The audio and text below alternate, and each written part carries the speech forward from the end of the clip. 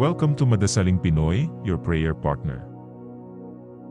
Ngayon po ay ika-25 ng Abril at ginugunita po natin ngayon ang kapistahan ni San Marcos, manunulat ng mabuting balita.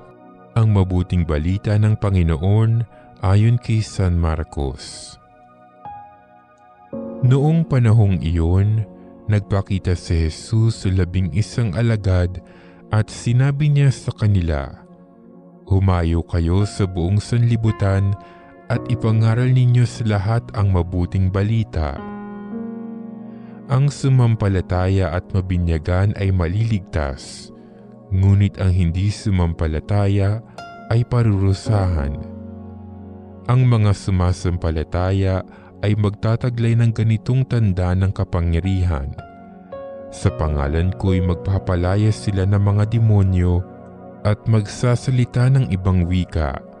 Sila'y hindi maaano, dumampot man ng ahas o uminom ng lason. At gagaling ang mga may sakit na mapatungan ng kanilang kamay.